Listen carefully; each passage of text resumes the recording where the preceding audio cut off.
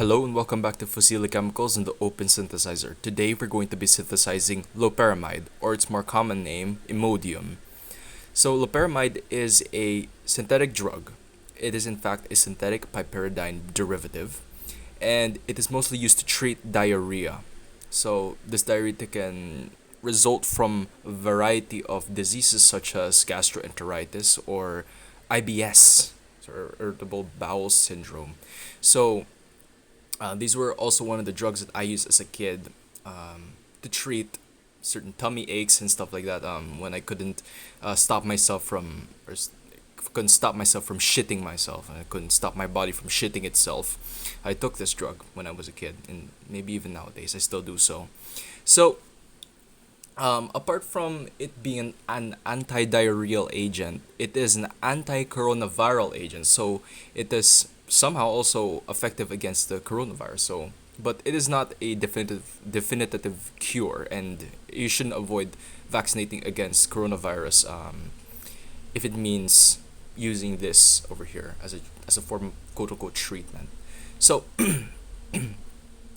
So the molecular formula is C29H33Cln2O2, and it has a molecular weight of 477 grams per mole.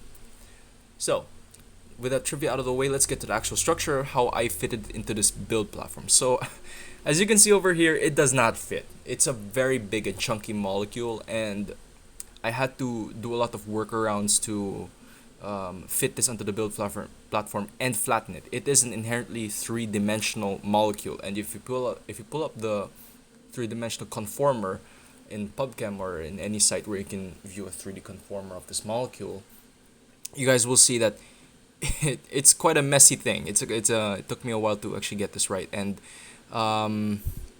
it also took me some time to get the actual construction right. But here it is. So apart from the nitrogen, oxygen, and the carbon, there's a chlorine atom here at the top. And I used a bunch of molecules such as hexane, I used two benzenes, stuff like that. So there are a lot of things I had to do to get this right. Alright, so like these two nitrogen molecules over here inside of these cyclohexane rings, I had to sort of pull them out, right, in order to get them into the proper position in the molecule. And this is what I was talking about in my hexadiene video about moving stuff around but not changing the fundamental bonds, so that we can actually work with this molecule. So it kind of overlaps with text over here, as you can see. So it's quite a big and chunky molecule. So for the precursors I used two benzene rings, two cyclohexane rings, one methanol ring, just one methanol precursor, two water atoms, two ammonia atoms, and one hydrochloric acid atom. And that's really all I did. So let's start the reaction so you guys can see how it goes. So I had to flip the benzene ring at the bottom over here so that I can create a copy and then use that to bond to the side, because there are two benzene rings here at the bottom of the structure. So there it is. So in total, it took me about 3,000, no, close to 3,000 at 2,874 cycles to produce this molecule. It is quite chunky, and I'm pretty sure you guys can find a more efficient solution. So feel free to copy the molecule in your open synthesizer and create a better solution, because this was very inefficient, to be honest.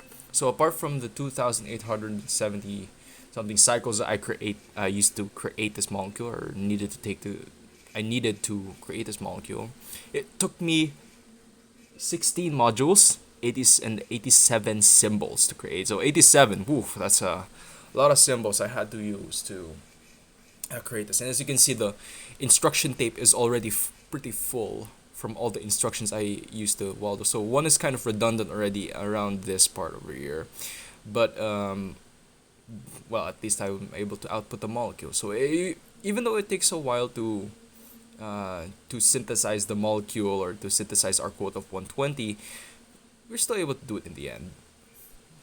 I mean, unlike some structures which seem simple at first. So there are some molecules out there that seem simple or composed of pretty much atoms that we can create from our precursors, they are hard to fit into the build platform. Or at least their synthesis is difficult or maybe unsolvable, so to speak, because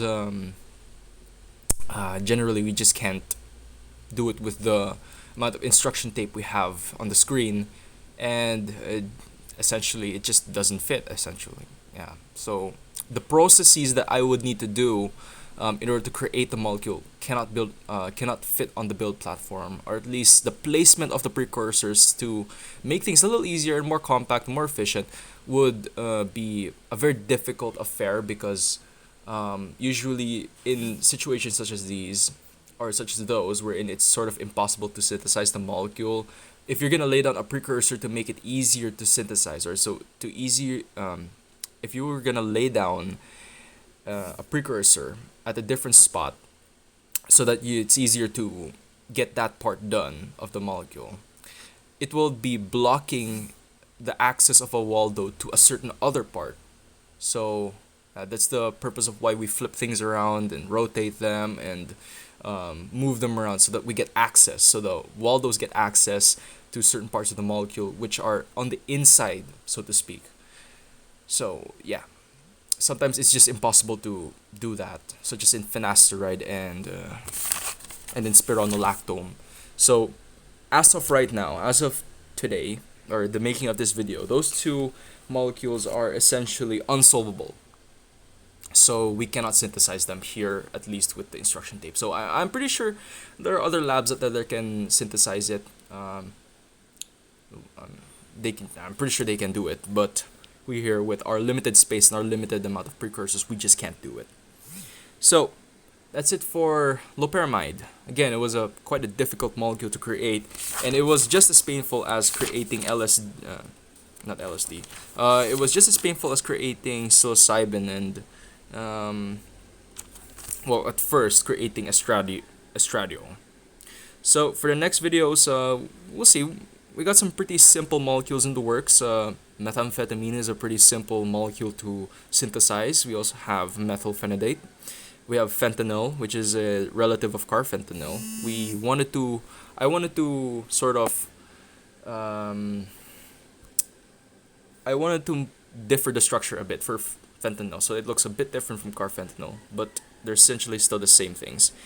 And also benzodiazepine, which is an antidepressant, and alprazolam. We already solved alprazolam, and it's already here. It's solved, and we just have to show you guys what we did to synthesize them. We also have sort of controversial drugs such as mifepristone, which is an abortive drug, and sweetener, aspartame. Now there are other stuff here in my notebook that I haven't quite solved yet, such as amoxicillin, cyclobenzaprine. Now there's one I also want to show you guys. It's naproxen, but I think I'll just make it short. We'll just have to see. And also atenolol. I haven't solved that yet. So actually, I drew loperamide. I drew the plans for loperamide after I drew the plans for atenolol, and I drew finasteride after I drew loperamide, and after that was capsaicin. So capsaicin is also in the works for our videos. So that's really it for this one. I'll see you guys in the next one.